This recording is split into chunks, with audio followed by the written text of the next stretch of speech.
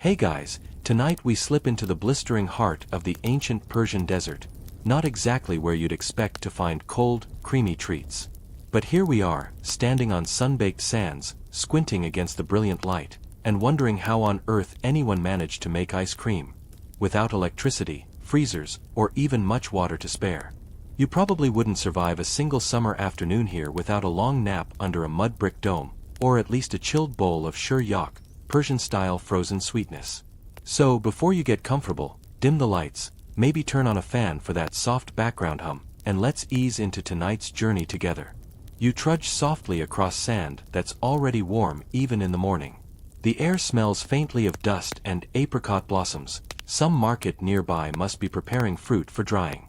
Before you rises something unexpected, a great dome of clay and mud brick, its shape oddly like a beehive, looming over the flat roofs of the nearby village. This is a yakshal, literally an ice pit, and its secrets go far deeper than its thick, silent walls. In these silent valleys of Persia, ice was more than a rare luxury. It was a symbol of cleverness, patience, and survival. By day the temperatures could bake a man to the bone. By night they dropped low enough to shiver your teeth. Yet somehow, this dry land made room for snow and ice, even when the mountains stood 100 miles away. Historians still argue whether the very first yakshals date back to 400 BCE or if they emerged later, but everyone agrees they were ingenious. Thick-walled, insulated, topped with a dome that trapped cool air and shaded everything beneath. You stand in the shade now, wiping your brow, wondering what secrets lie below. A quiet sloping ramp leads underground, not steep but cool, even now. Goosebumps prickle your skin as the dry, gentle chill wafts up from the depths. Mainstream sources agree the Persians designed these for ice and storage, but some fringe scholars suggest other strange uses: secret tombs, underground temples, or even experimental kitchens for royal chefs. None of this is proven, but the desert holds its mysteries tight. Stepping inside is like sinking into dusk. The air shifts. Your ears ring softly with the hush of old stones. You glance down into the pit, dry now, but once packed tight with precious blocks of ice, layered with straw to keep each glistening slab from melting away too soon. It's like standing inside an ancient refrigerator, minus the hum, plus a faint scent of old clay and long-forgotten saffron. Ice meant wealth here. Ice meant status. A summer bowl of frozen cream, flavored with rosewater or pistachio, was no mere treat. It was a sign of connection, of trade routes, of having the right friends in the mountain villages where snow could be gathered when winter smiled down. But not every yakshal succeeded. Some failed. Some cracked under heat or poor building. Some collapsed entirely, their secrets sealed beneath heaps of rubble. Local legends whisper of one such dome that fell in the reign of King Artaxerxes, killing 3 unlucky guards and spoiling an entire summer's worth of ice. Whether this really happened? Well, historians still argue. As you turn to leave this quiet dome, you imagine the excitement of its creators, checking the temperature, packing the ice, hoping that, when the midsummer festivals came, the cool sweetness of frozen dessert would still be there to delight the court. No freezers, no electric fans. Only patience, clever building, and a little faith. You step back into the sunlight, blinking at the heat. Somewhere nearby, a boy leads a goat along the road, the animal nibbling at thorny desert brush. The scent of fresh bread rises from a baker's window. Life goes on, even with ice beneath the sands. And so begins our slow wander through the world of ancient Persian ice cream, the quiet art of chilling delight in the least likely place. You wander the dusty lanes of ancient Persia, your sandals kicking up tiny puffs of sunlit sand. Every stone building here seems to hum with quiet purpose. But the real secret, the icy lifeblood of this desert city, lies not in its bustling markets or whispering mosques, but in the invisible threads connecting it to the distant mountains. Without the mountain snows, there would be no yakshal, no cold treats, no ice preserved in summer's brutal heat. The Zagros Mountains far to the west loomed large in Persian life, not only for their jagged, towering peaks but for what they offered: snow. Sweet, dense snow that could be cut, packed, and, if you were lucky, hauled down into the valleys without melting away completely.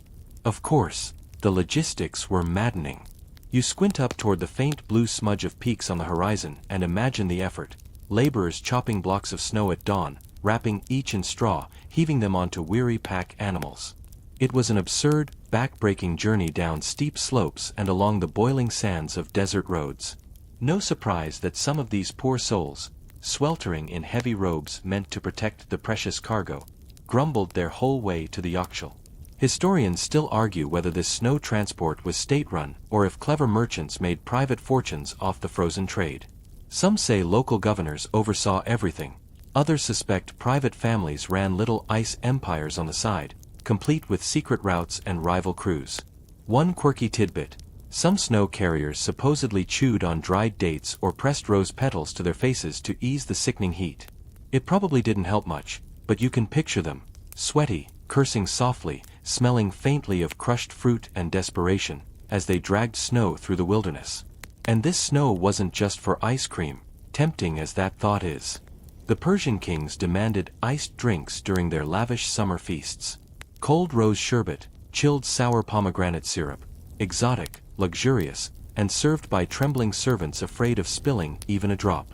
A single forgotten load of ice could ruin a banquet. Or worse, make a king frown. Imagine the stress of that. You, standing there in a tunic stiff with sweat, hauling the last load of half-melted ice into the Yakshal, praying the desert sun hadn't stolen too much. One slip, one wasted block, and the whole summer could collapse like melting sherbet. But even here, in the sand-swept lanes, clues remain of the snow's journey. Certain bricks, say fringe archaeologists, show strange chisel marks, not for building, but for stacking icy cargo. It's a fringe theory. Maybe they're right, maybe they're squinting too hard.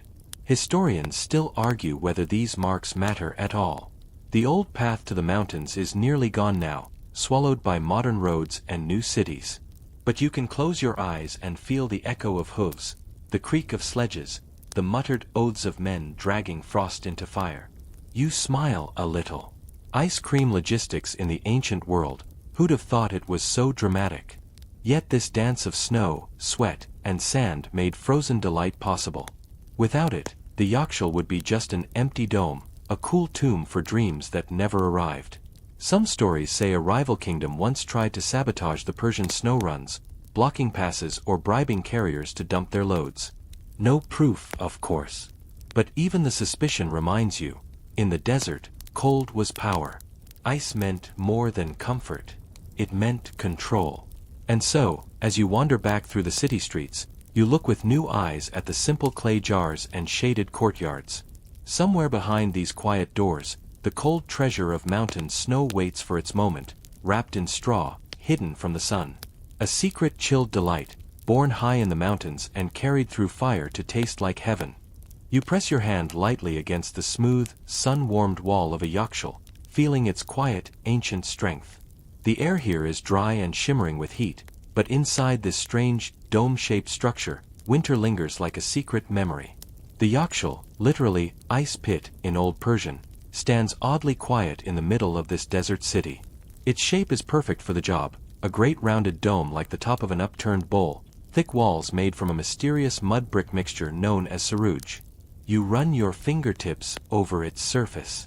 Still warm to the touch, but within, cold magic. The Persians mastered this clever design more than 2,000 years ago. Long before modern refrigeration, they knew how to trap winter's breath. Those walls were astonishing, some over 2 meters thick, made from a blend of sand, clay, egg whites, goat hair, and lime. Yes, really, egg whites. Like making a gigantic baked meringue, but for ice instead of dessert. Historians still argue whether these domes were first built for preserving food, for royal luxury, or, oddly enough, as quiet temples to water itself. After all, water was sacred here. Some scholars think the Yakshal was a holy place where survival and spirituality met. No one can quite decide. But the Yakshal did more than hold ice, it shaped the entire city's life. People planned their water channels, canets, so they'd feed these chilly vaults.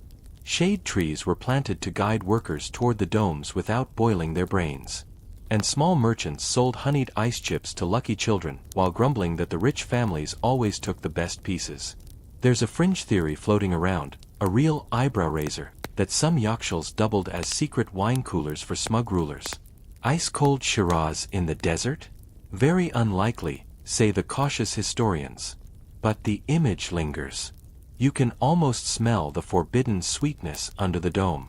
You step through the low entrance arch, ducking instinctively. Inside, the air changes instantly.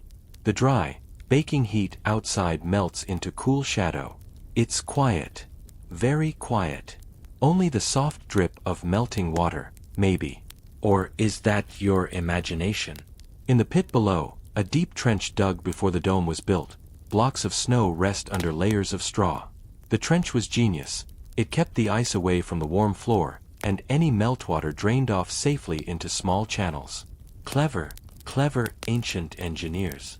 They even added tiny ventilation holes at the top of the dome to draw hot air upward and away. A slow breath of wind stirs the dome's top as you gaze upward. No two yakshils were the same. Some were simple pits with a roof. Others rose grandly with elegant brickwork and secret chambers. Historians still argue whether certain luxury domes were reserved for the king's ice alone. Jealousy, even in frozen form, ran deep. And there's another curious thing. Some yakshils were built not in towns, but out in the wild. Why? One theory says they were used by traveling armies, preserving snow for long summer campaigns. Another suggests they cooled precious medicines. No one agrees.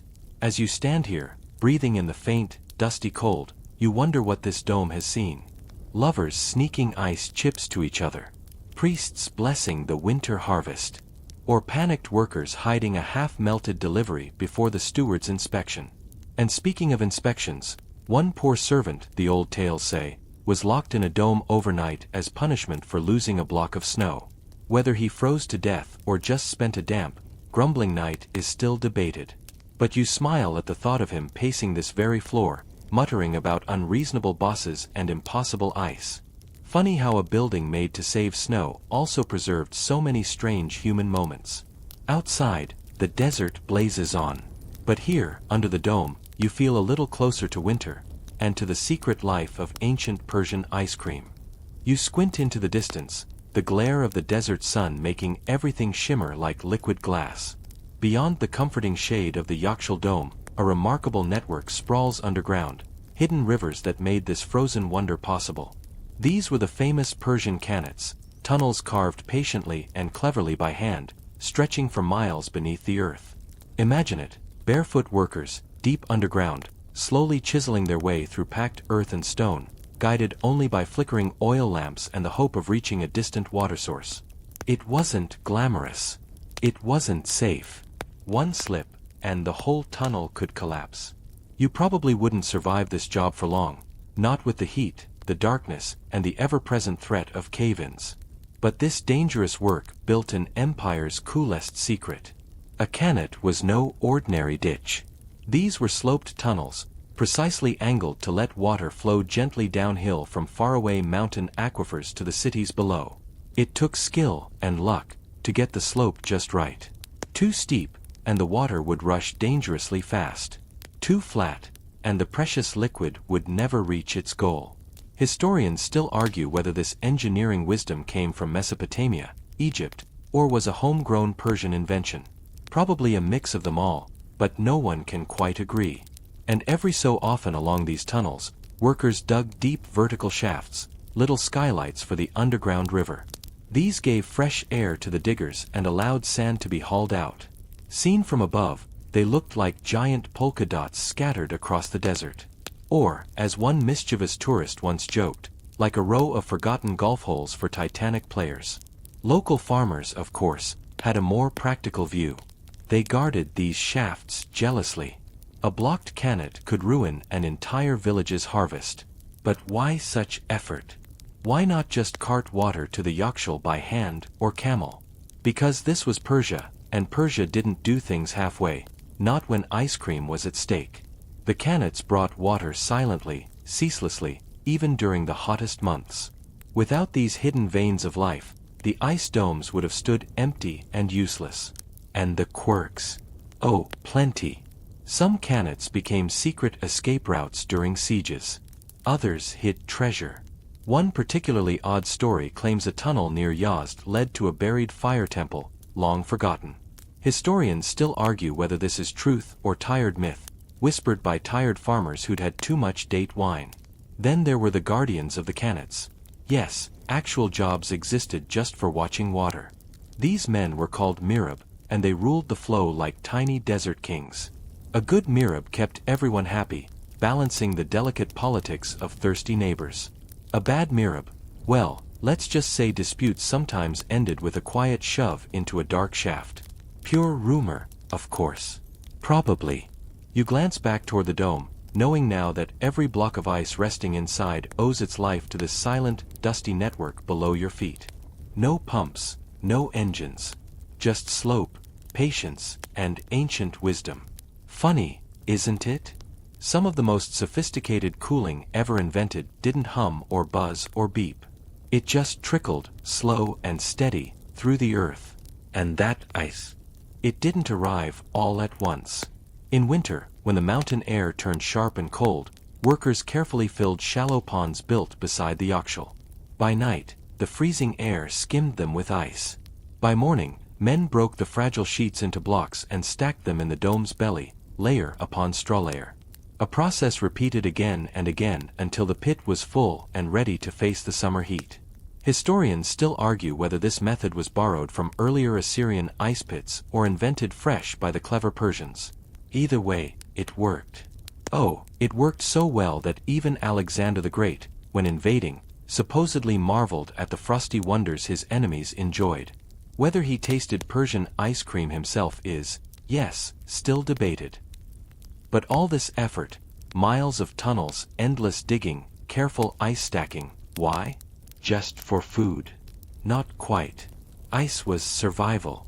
Medicine storage, cooling feverish nobles, fresh water for the king's court. And now and then, for making the most delightful, fragrant, frozen treat this side of history. So next time your modern freezer hums softly in your kitchen, remember, beneath your feet, somewhere deep in the desert sands, the quiet tunnels of the Khanate still lie, forgotten but never useless.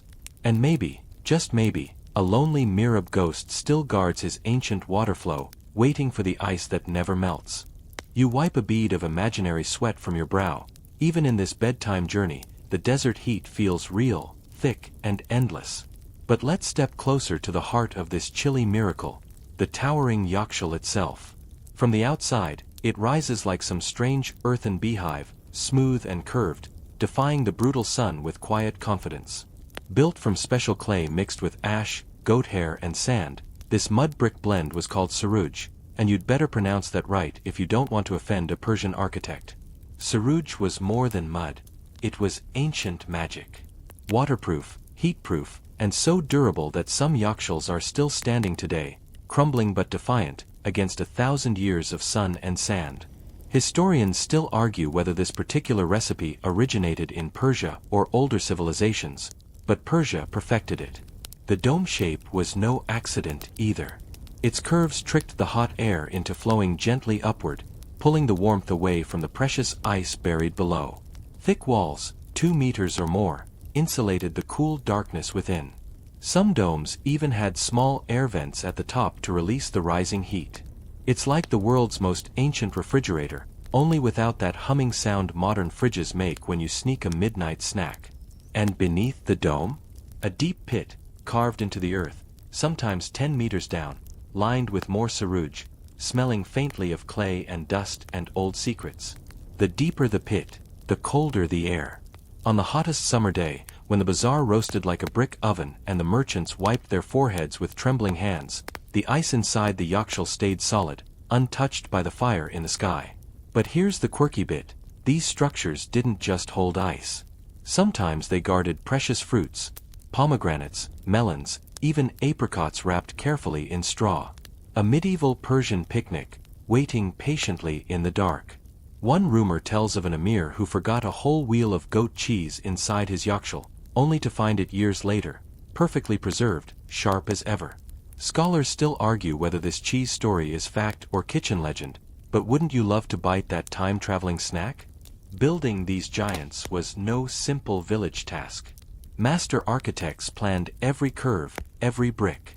Skilled laborers laid the thick walls layer by careful layer, singing songs to pass the slow, sweating hours. Some songs, if you listen closely in your imagination, whisper about snow demons and desert spirits jealous of the ice locked away from their fiery reach. True. Maybe. But you'd better keep an extra blanket just in case. And the townspeople? They treated their Yakshul like treasure. Gates were locked. Guards sometimes posted. In desperate times, there were even ice thieves, men creeping at night to chip away a block or two. One famous story speaks of a merchant who tried to bribe the Mirab for secret access, offering a silver ring and a promise of silence. Historians still argue whether this scandal really happened or if it was just village gossip stirred by boredom and heat. But the prize was worth the risk. On festival days, chunks of this ice-chilled sweet syrups, flavored with rosewater and saffron, an early ancestor of what you'd call sorbet or ice cream. Imagine tasting that, cold crystals melting on your tongue while the desert blazes around you. Pure bliss, crafted from mud, water, and patience. And here's a quiet irony to ponder as you lie there, half drowsy. These ancient refrigerators worked better, in some ways, than the modern freezers you know.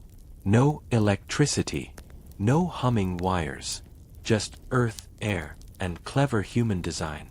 The desert tried its best to burn everything to dust, but these cool sanctuaries outlasted it all. One final detail, often missed: inscriptions. A few yakshuls bear faint, crumbling carvings, blessings, warnings, or poetry. Some scrawled by builders. Some by lonely guards. One old line, barely visible now, reads, "Let winter live forever in this place." Historians still argue if these marks were common practice or rare personal touches. Either way, they make you smile in the dark. You step back from the dome, its smooth shape glowing softly in the moonlight. Behind it, the Kanats whisper underground. Before it, the endless desert waits, still and silent. And inside, the precious treasure of cold, sleeping until summer's cruel hand tries, and fails, to steal it away. You settle back, feeling the soft sand beneath you as the sun dips lower in your mind's sky. Let's wander down those Kanats you glimpsed before, those underground veins of life that made the whole ice story possible. Picture long, narrow tunnels carved beneath the desert, cool and dark, carrying crystal-clear mountain water from distant springs into thirsty villages. These Kanats were the ancient marvels, silent and steady, defying the scorching heat by running deep below the Earth's baking surface. Without them, the ice would have been just a fleeting dream, melting before your eyes like a desert mirage. The Kanats fed the yakshuls with fresh water, which would freeze during cold winter nights or be turned into ice by clever methods we'll soon uncover. Water wasn't just a resource, it was liquid gold flowing through the Persian heartland.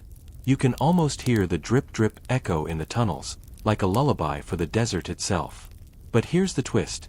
Kanats also cooled the air around the yakshul domes, their gentle breezes slipping through vents, carrying whispers of mountain chill. This airflow was as essential as the ice itself, a natural air conditioning system centuries ahead of its time. Historians still debate how much the Kanats contributed to the overall cooling effect. Some say it was the secret weapon, others point to the dome shape or the thick walls. It's probably a bit of all three, but imagining a breeze stealing through the desert darkness makes the scene feel alive.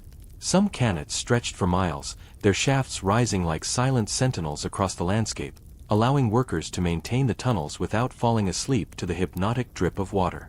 One quirky story says that some Persian children used these shafts as secret playgrounds, sliding down the dusty walls to escape the midday heat.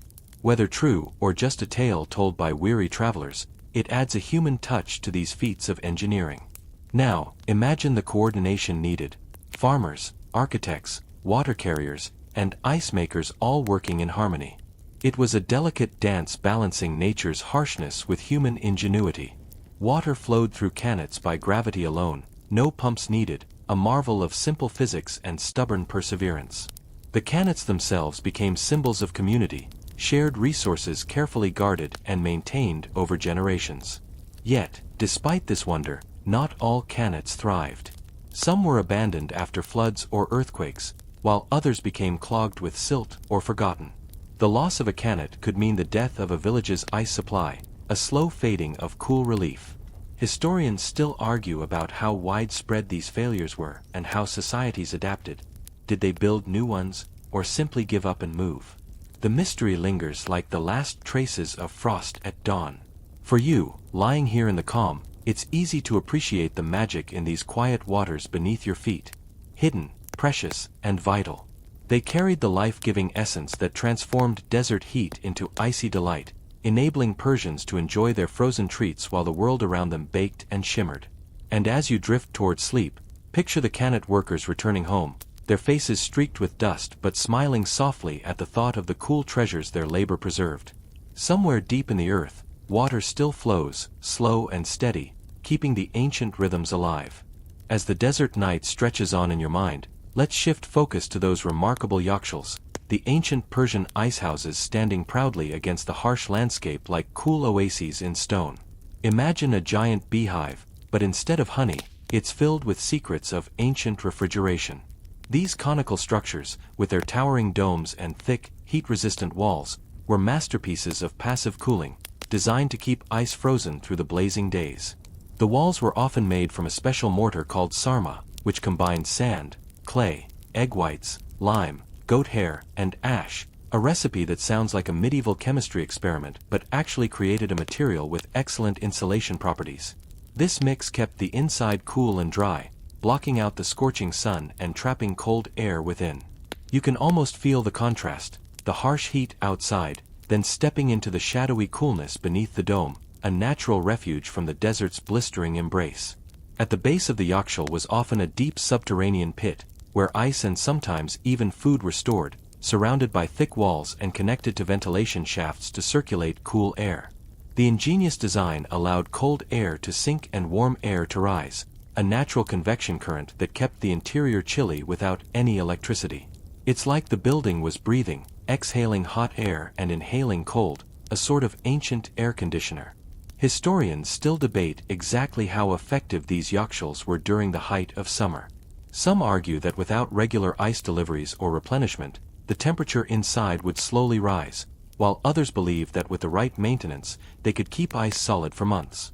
Either way, the fact that these structures were built as early as 400 BCE is impressive enough, especially considering the desert environment. Here's a quirky tidbit. Some yakshals were rumored to have underground tunnels linking them to nearby homes or markets, allowing ice to be transported without exposure to the sun. It's like the ancient version of a secret passage or a frozen delivery service. Whether these tunnels were practical or just romantic legend is still up for debate, but imagining an ice courier slipping quietly through the night is a delightful thought. The shape of the yakshal dome itself was a cooling marvel. The pointed top minimized sun exposure during midday and helped shed rainwater quickly, while the thick walls absorbed heat slowly. The design was so successful that similar domes are still admired by modern architects for their sustainability and elegance.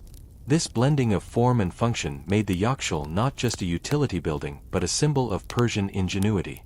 As you picture the yakshal's shadow stretching over the dunes, think of the countless hands that built and maintained these ice palaces. Builders, laborers, water carriers, working together in a harmony of tradition and necessity. And, of course, the lucky few who got to savor the icy rewards of their efforts during those blistering afternoons. So, next time you enjoy a bowl of ice cream or a chilled treat, spare a thought for the yakshal, standing silent and proud for over 2 millennia, quietly keeping the desert cool. You wander now into the bustling Persian bazaars, where the scent of exotic spices curls through the warm air. Cinnamon, saffron, cardamom, mingling with the chatter of merchants and the soft clink of copper vessels and finely crafted water pipes.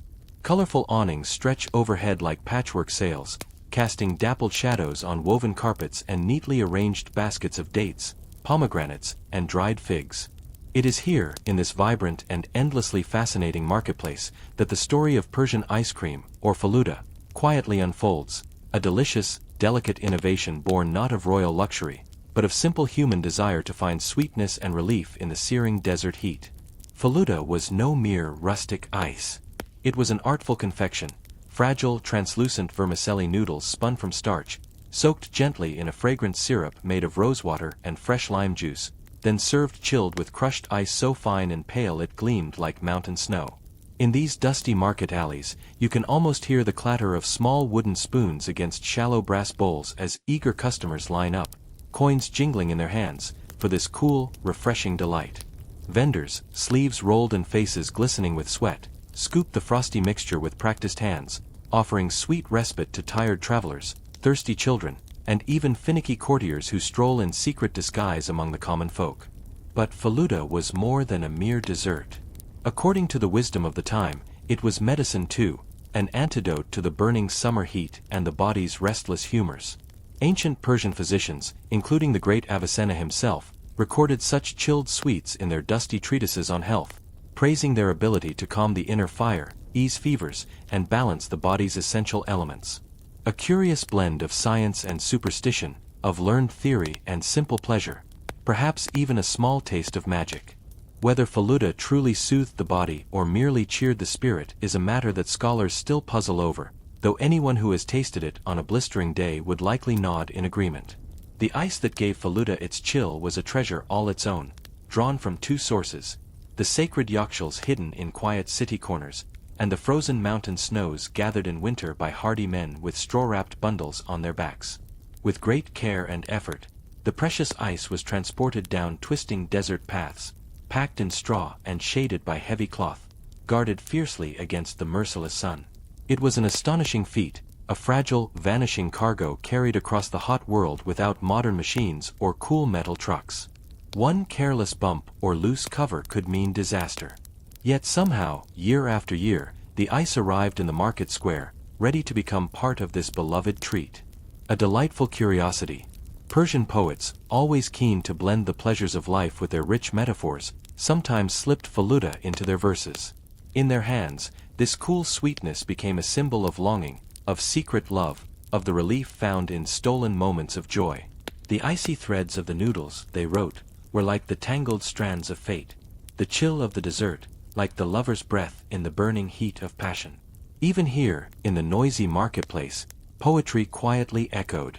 Historians today still bicker gently over whether this modest invention traveled westward, carried along the ancient silk and spice routes to inspire later delicacies like Italian sorbetto or French sherbet. Did clever cooks in Rome or Paris once taste Faluda in some distant caravanserai and carry the idea home? Or did such frozen treats arise independently, born of the universal human longing for cold sweetness? No one quite knows. But the legacy of this early Persian dessert lingers in every frozen confection tasted around the world. And so, as you pause in the imagined shade of the market's striped awnings, your mind fills with the scent of rosewater, the glitter of ice crystals, the gentle murmur of merchants and poets alike. In the cool swirl of history and flavor, you can almost taste the Faluda yourself, a fleeting moment of delight in the hot heart of ancient Persia. Imagine yourself now treading the rocky foothills near ancient Persepolis, where the distant mountains rise like silent guardians above the desert plain. In the cold grip of winter, when the peaks gleamed white and the air smelled crisp and clean, groups of sturdy workers set out before the first light of dawn. Their task was simple in purpose but grand in importance: to gather the snow and ice that would cool the parched lands and refresh the cities through the long, blazing months ahead. These ice harvesters moved carefully over the slopes, their woven baskets and wooden shovels biting into the frozen drifts. With practiced hands, they packed the snow tightly, shaping great mounds that would later be bundled and wrapped for the journey down the mountain trails. The snow was no mere curiosity. It was treasure, white gold that promised comfort, survival, and luxury in the summer to come. This was not solitary work, it was a community affair, with whole villages joining in, old and young alike, their laughter and voices echoing across the snowy hillsides. Some brought woven mats to lay under the snow, others stacked straw or reeds to form protective layers, each person part of this ancient seasonal ritual. But how to keep the ice from melting under the fierce Persian sun? That puzzle was answered with clever simplicity. The harvesters packed their frozen cargo in thick blankets of straw or even layers of fine ash, materials that trapped cold air and deflected the burning sunlight. The image is almost poetic: fragile, crystalline ice cradled in dusty golden straw, hidden from the sun's relentless gaze. In these carefully built cocoons, the snow remained frozen, its essence preserved in the heart of heat. Once gathered and wrapped, the precious loads were carried down winding paths to the valley below. There they would be stored in the famed yakshals, vast, beehive-shaped icehouses built partly underground, their walls made of special insulating mud mixed with sand, clay, and egg whites. Inside these cool chambers, the winter's harvest could last for months, slowly feeding the city's need for cold drinks, preserved foods, and delightful treats like faluda. The yakshals themselves were marvels of ancient engineering, silent monuments to humanity's quiet battle against nature's heat. But the story does not end in Persepolis. Some historians argue that these frozen riches were not merely stored for local use. There are records and tantalizing hints that ice traveled far beyond its mountain home, carried in insulated carts, swaddled in wool and linen, borne on the backs of sturdy camels that plodded carefully along ancient trade routes. One can almost picture the slow-moving caravans, winding their way through sun-scorched passes with their chilly, vanishing cargo. How much survived the journey? How many blocks melted into puddles long before reaching their destination? The scholars still debate this mystery, their arguments frozen in time like the ice they study. And then there are the courtly tales, deliciously strange stories of ice sent as diplomatic gifts to distant rulers. A block of mountain snow, packed with care and delivered to a curious king or foreign ambassador, as if to say, "See what marvels our land can provide." Was this truth, or just legend embroidered by court poets? No one can say for certain. But the idea itself is enchanting, a shimmering gift of winter offered in the heart of summer. The methods of ice transport were as varied as the imagination of those who dreamed of chilled luxury. Some merchants used large clay jars lined with insulating straw, sealed tightly and shaded beneath heavy cloths. Others stacked blocks of ice atop one another, wrapping them in hides or thick layers of felt to slow the creeping warmth. In some cases, slow-moving carts wound carefully from village to city, guarded like treasure caravans against both heat and theft. Camels, too, carried this rarest of goods, their patient feet padding softly across the sand while their burdens cooled the precious cargo above. It is a quiet marvel of logistics and ingenuity, this ancient supply chain of frozen delight. Long before the hum of refrigeration or the gleam of refrigerated trucks, human hands and clever minds solved the puzzle of preserving cold in a land ruled by heat. And so, as you imagine these patient harvesters and thoughtful merchants, working with ice and snow in a kingdom of sun, you glimpse a delicate, timeless balance. Nature's fleeting gift and humanity's enduring effort, woven together to make the impossible real. Without their quiet labor, there could be no faluda, no chilled sherbets, no relief for parched tongues on hot desert afternoons. Their frozen legacy lingers, cool and clear, even now. And now you find yourself standing before one of the true wonders of ancient Persian ingenuity, the yakshal, the ice house. These strange, towering structures dotted the landscape near cities and desert settlements, their bulbous, dome-like forms rising from the earth like forgotten temples to winter itself. Made of thick, insulating mud brick, mixed with sand, clay, lime, and even the whites of eggs, these great hollow beehives were designed to protect their fragile treasure, ice gathered from the distant mountains and stored to outlast the burning summer. Step closer, and you can feel the cool breath wafting from its entrance, like the sigh of a secret cave. Inside, the air is crisp and cold, a little miracle in the desert. The yakshal's walls are clever in their simplicity, so thick and dense that they resist the furnace heat of the sun, while underground chambers keep the ice sheltered beneath layers of earth. Above, the sloping dome reflects sunlight and funnels hot air away, preventing it from creeping inside. Some yakshals even had drains and vents to remove melting water, further prolonging the life of the frozen horde. But these icy vaults were not merely practical storehouses, they were the quiet beating hearts of cities, essential to survival and comfort. Imagine the joy of market sellers drawing forth chilled water on a sweltering day, or nobles savoring frozen fruit syrups at feasts held in lush palace courtyards. Even weary travelers could pause at roadside rest stops, refreshed by a drink cooled by the distant mountain snows, thanks to the invisible labor of the yakshal. At night, these great ice houses took on another purpose. In winter months, when the temperature in the desert could plummet after sunset, wide shallow pools were laid out near the yakshal's base. Water was poured into them, left to freeze overnight under the stars. Come morning, the thin sheets of ice were carefully gathered and added to the vault stores, a quiet harvest of moonlit frost, repeated night after night until the chamber was filled for summer. Local legends swirled around these structures. Some said spirits of cold and wind guarded the ice, whispering in the darkness to chase away the heat. Others believed that the Yakshals were touched by the blessings of the great kings, Darius or Xerxes themselves, who commanded the very climate to obey their will.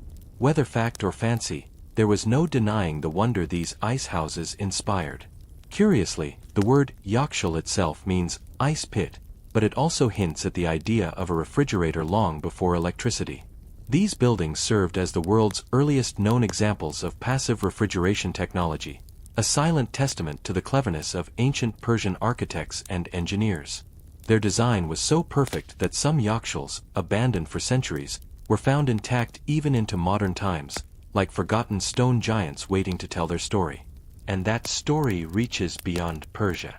Some historians suggest the principles of the Yakshal traveled along the Silk Road, influencing storage methods in India, Arabia, and even as far as the Roman world. There are whispers of desert traders describing these strange cooling towers in faraway markets, sparking the imagination of other cultures seeking to tame the heat.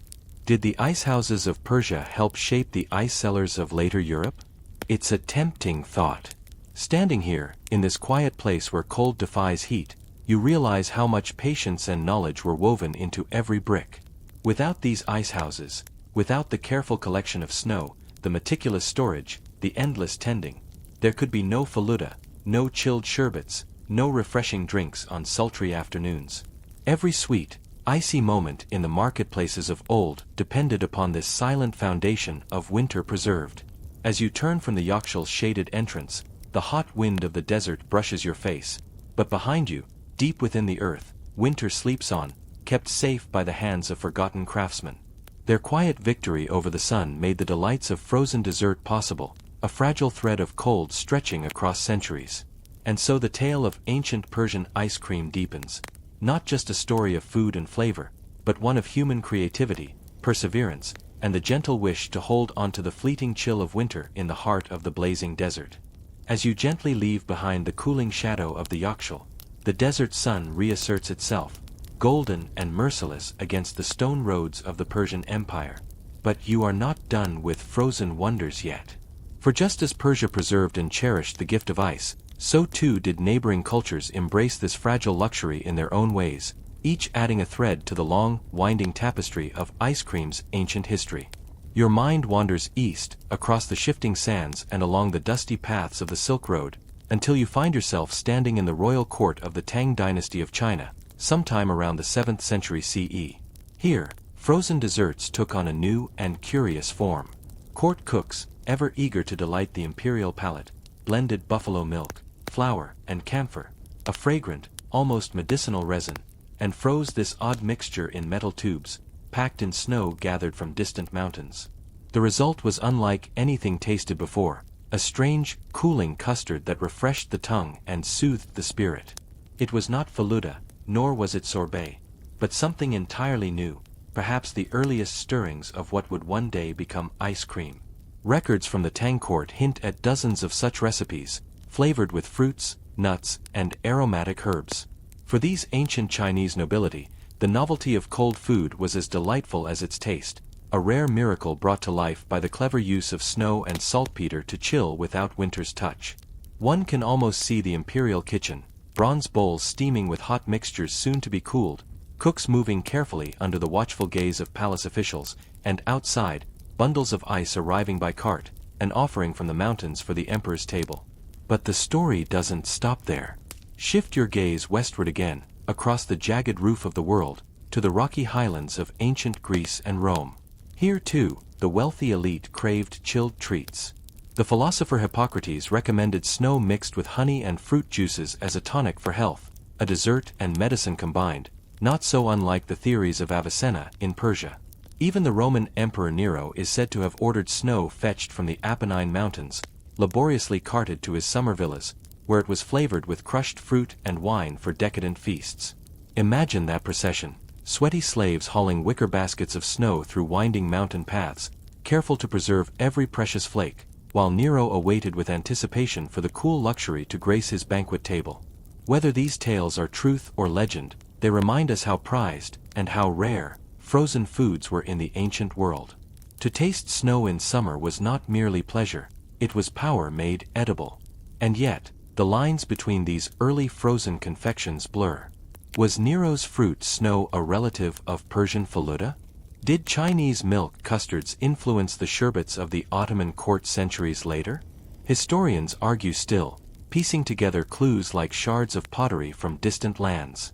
But the possibility lingers, that these icy ideas, like silken threads, wove through the great trade routes of history, mingling and reshaping from Persia to China to Rome.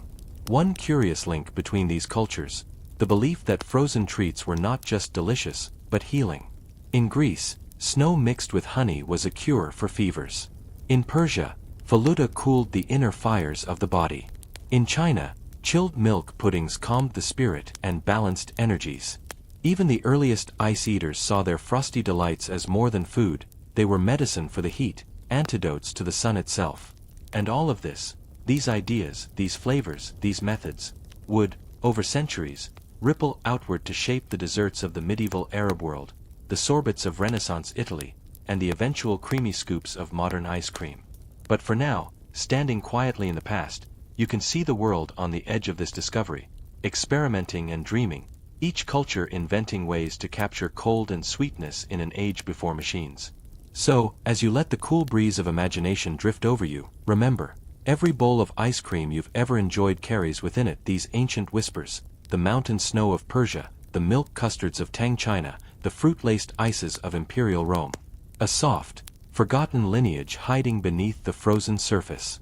In the next part of this gentle journey, we'll follow these threads further, into the Arab world, where new spices and secrets will transform frozen treats yet again. But for now, rest here, in the quiet crossroads of civilizations, where ice and human cleverness first entwined. And so your journey drifts south and west now, carried on the warm winds of history toward the shimmering cities of the early Arab world, where ice and sweetness met new flavors, new techniques, and new meaning.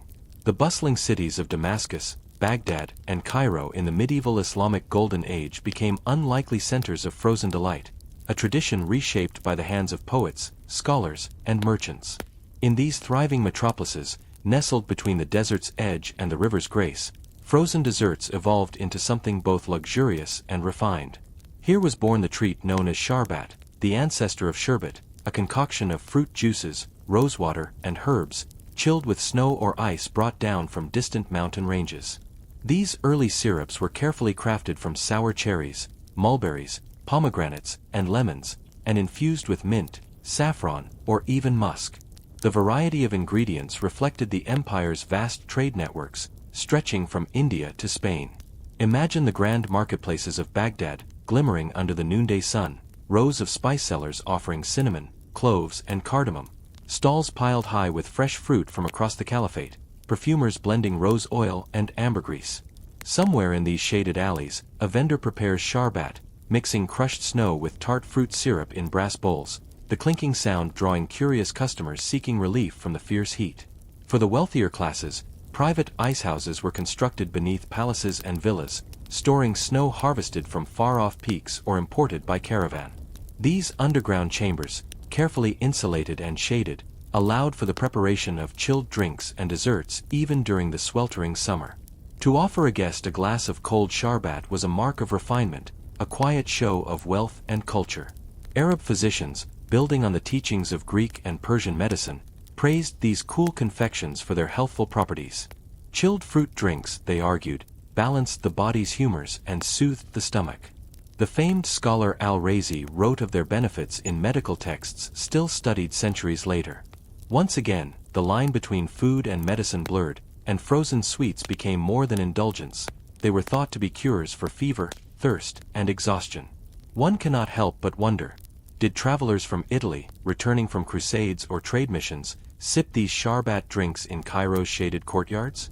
Did they carry tales of these cooling miracles home, planting the seeds of the Renaissance sorbet? Many scholars suggest so, though the trail is murky, scattered across faded manuscripts and travelers' diaries. The true path of ice cream's invention winds like a forgotten river, twisting between east and west. And yet the cultural significance of these icy creations extended beyond mere refreshment. In the poetry of the time, sharbat became a symbol of divine joy, the sweetness of paradise itself. The Quran describes the waters and drinks of heaven as cool and refreshing, and earthly sharbat was seen as a faint earthly echo of this promised bliss. In some tales, lovers exchange cups of chilled syrup as tokens of devotion, their hearts as stirred as the snow in the bowl. Even the architecture reflected this frozen fascination. In some palaces, special fountains trickled with scented water to cool the air, and marble basins were filled with ice-laden drinks at royal banquets. The idea of manipulating temperature, capturing winter's breath in summer's heart, was both a scientific challenge and an aesthetic delight. But behind all this elegance was an immense logistical effort, invisible yet vital. Snow caravans crept down from Lebanon's peaks and the mountains of Iran, their loads carefully wrapped in wool and straw. Each flake that reached the city intact was a triumph of planning and patience. Whole guilds of laborers, unknown to the rich who drank sharbat in their gardens, devoted their lives to this hidden trade, ensuring that the miracles of cold could be conjured on command. And so the Arab world kept and cherished the ancient knowledge of snow and ice, enriching it with new flavors and deeper meaning. The quiet continuity of ice cream's ancestors stretched on, from Persia's faluda to Arabia's sharbat, winding slowly westward toward Europe. As you pause here, resting in the fragrant shade of a medieval courtyard, cooled by the soft gurgle of a fountain and the taste of sweetened snow on your tongue, you sense the story changing again. Soon, these frozen secrets will travel into Italy and France, into the Renaissance kitchens of popes and kings, where ice and sweetness will become symbols of power, artistry, and fashion. But for now, let the gentle hush of the Arab world linger in your mind, a place where medicine, poetry, science, and dessert swirled together, cool and fragrant, under the desert sun. The story flows now into the golden light of Renaissance Italy, where the ancient secrets of frozen desserts find new life in the kitchens of dukes, merchants, and popes. You stroll down narrow cobbled streets in Florence or Venice, past shops selling marzipan and candied fruits, into the fragrant heart of a Renaissance kitchen, a place alive with the scent of sugar, citrus, and almonds. It is here that the early form of sorbetto, the direct descendant of Arab sharbat, begins to appear. Italian chefs, inspired by the frozen drinks of the East and eager to impress their wealthy patrons, create icy confections flavored with lemon, orange, and berries. These are not the creamy gelati of later fame, but light, sparkling ices, sweetened, flavored, and stirred by hand in vessels nestled into salted snow. The skill required to make such a delicacy was great. Recipes were guarded closely, passed down between elite confectioners like precious jewels. Some historians believe that Catherine de' Medici, when she left Italy to marry the future King Henry II of France, carried recipes for these ices with her across the Alps, a chilly treasure hidden among her dowry of silks and perfumes. Whether this tale is true or part of culinary legend is debated, but what matters is this: the idea of frozen sweetness was stirring in Europe, spreading from court to court, tantalizing royal palates. The 16th century brought new possibilities. Italian inventors experimented with freezing techniques, mixing saltpeter with snow to create lower temperatures and quicker freezing, a clever application of alchemical knowledge in the kitchen. The frozen treats that emerged were served at noble feasts in delicate silver cups, adorned with candied violets or thin slices of preserved citron. To taste such a marvel was to taste wealth itself, a fleeting luxury captured from winter and offered in summer's heat. Picture the scene: a banquet in the palace of the Duke of Florence, where courtiers in velvet and brocade sample chilled lemon sorbetto between courses of roasted pheasant and spiced fish. The soft clink of silver spoons, the gentle gasp of surprise at the first icy mouthful. This was theater as much as cuisine, designed to impress and astonish. But these icy wonders were not only for the nobility. In the bustling streets of Naples and Rome, ordinary people too began to enjoy flavored ices, sold from carts and stalls in small paper cones.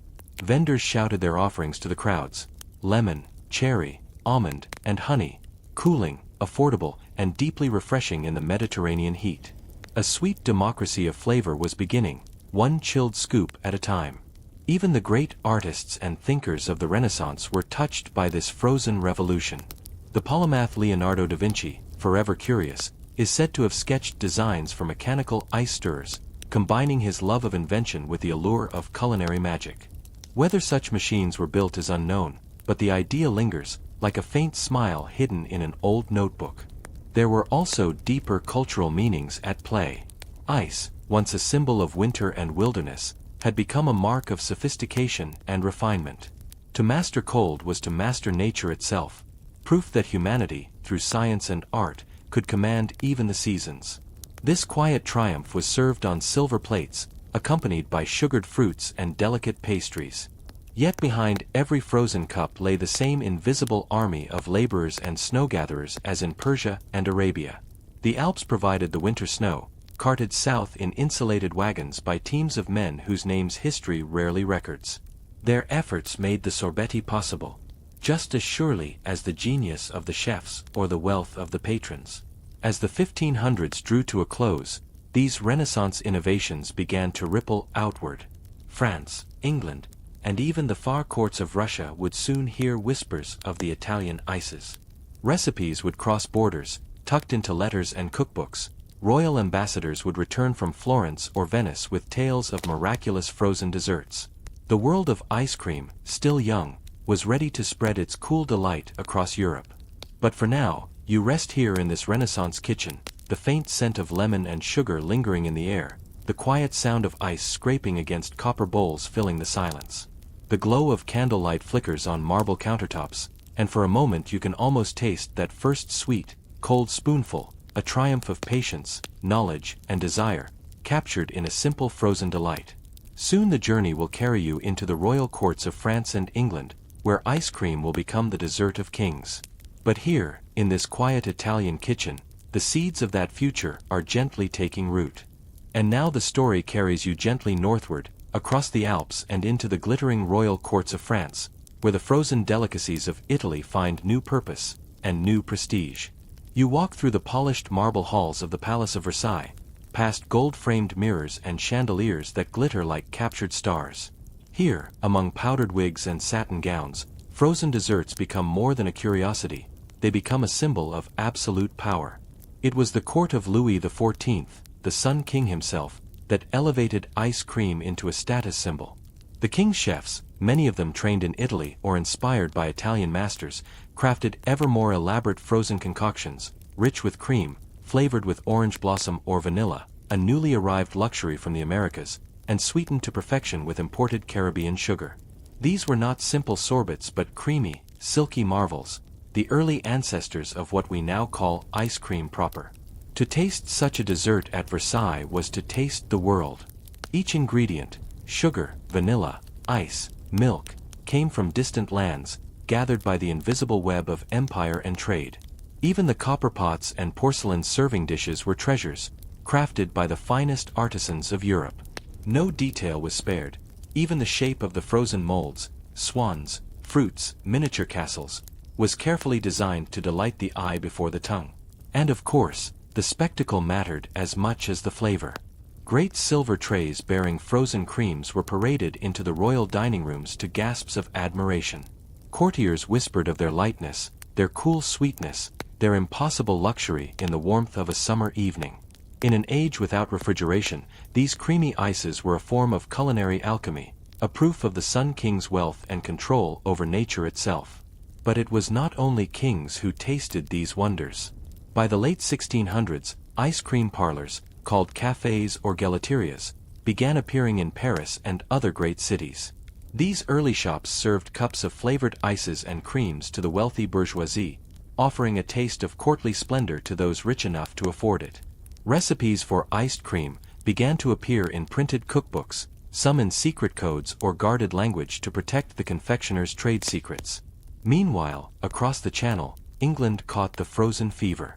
At the court of King Charles II, ice cream made its official debut at grand banquets. One famous account describes a table centerpiece made entirely of frozen creams, shaped like fruits and flowers, that amazed the noble guests. From then on, no royal feast was complete without its icy wonders. In London, coffeehouses and private clubs started offering frozen desserts to their elite patrons. Recipes for iced cream appeared in English cookery books, calling for cream, sugar, and flavorings such as orange flower water or elderflower syrup. These early British ices were luxurious and rare, an aristocratic indulgence, but their popularity only grew as the 18th century dawned. Curiously, diplomacy itself became flavored with frozen sweetness. Ambassadors and royal visitors were often greeted with these chilled marvels, proof of refinement and modernity. To serve a foreign dignitary ice cream was to declare one's wealth, one's access to global trade, and one's command of the latest European trends. A frozen cup became a subtle political statement. And let us not forget the ice itself. In these northern courts, winter snow and ice were gathered from rivers and lakes, stored in icehouses, deep, carefully constructed cellars designed to keep the cold trapped all summer. Some of these icehouses, buried beneath palace grounds, still remain today. Silent, moss-covered vaults where history's cold treasures once rested. There was also quiet experimentation. Court confectioners toyed with creamier textures, richer flavors, and new fruits. Strawberries, apricots, chocolate, and coffee, new to European palates thanks to colonial expansion, began appearing in frozen form. Some recipes even called for spices like cinnamon or cloves, creating exotic and aromatic ices that hinted at the farthest edges of empire. As you imagine the rustle of silk dresses and the soft tap of silver spoons against porcelain, you sense how these frozen delights were more than mere food. They were theater, diplomacy, and science woven together. The cool smoothness on the tongue was the final step in a grand performance stretching from snow-filled mountains to gilded banqueting halls. And so, by the end of the 17th century, ice cream had become a luxury known across the great courts of Europe, a sweet secret shared by kings, queens, and the privileged few. The seeds of its future popularity were planted, waiting for the day when these frozen wonders would escape the palaces and reach the common people in earnest. But that moment was still to come. For now, in these golden halls of France and England, ice cream rested in the delicate balance of art and power, a rare treasure, cool against the summer heat, as fleeting as a breath, as perfect as the turning of the seasons. Now, as the story reaches its final folds, you find yourself reflecting on the remarkable ingenuity and sheer determination behind ancient Persia's frozen delights. Against all odds, scorching sun, arid winds, and scarce resources, these desert dwellers mastered the art of chilling sweetness, turning the impossible into the everyday. Their legacy endures not just in the remnants of yakshuls dotting the landscape, but in the very concept of frozen desserts that continue to cool and delight people worldwide. The ancient Persians' blend of engineering, nature, and culinary creativity reminds us that sometimes, the coolest ideas come from the hottest places. Historians still argue whether the techniques pioneered in Persia directly inspired modern refrigeration, or if they were simply a brilliant, isolated phenomenon. Regardless, their story adds a gentle, refreshing chapter to the grand tale of human innovation. And here's a light-hearted thought: if you ever feel overwhelmed by modern gadgets and endless choices at the ice cream shop, remember the monks and merchants who waited patiently for ice to be carved from mountains or carefully preserved underground, all so they could savor a simple, cooling treat. So as you slowly drift off, imagine the desert night settling softly around an ancient yakshul, the coolness whispering secrets through the stone, and a faint sweetness lingering on your tongue, an echo of a world where ice cream was truly magical. You're wrapped in the quiet embrace of history's cool shadow, the warmth of the desert replaced by the gentle chill of ancient ingenuity. The sounds of sand shifting softly outside mingle with the distant murmur of water through hidden tunnels, a lullaby older than time. Each breath you take carries the faint sweetness of frozen nectar, a treat once savored by kings and commoners alike. Let the day's heat fade away as your mind floats gently on memories of cool stone walls and secret ice vaults, the promise of refreshment tucked deep beneath the earth. Your body relaxes, sinking into comfort, carried by the soothing rhythm of centuries-old stories. In this peaceful moment, the past and present blend, and you drift ever closer to a restful sleep, cooled by history's tender hand. Good night, and sweet dreams.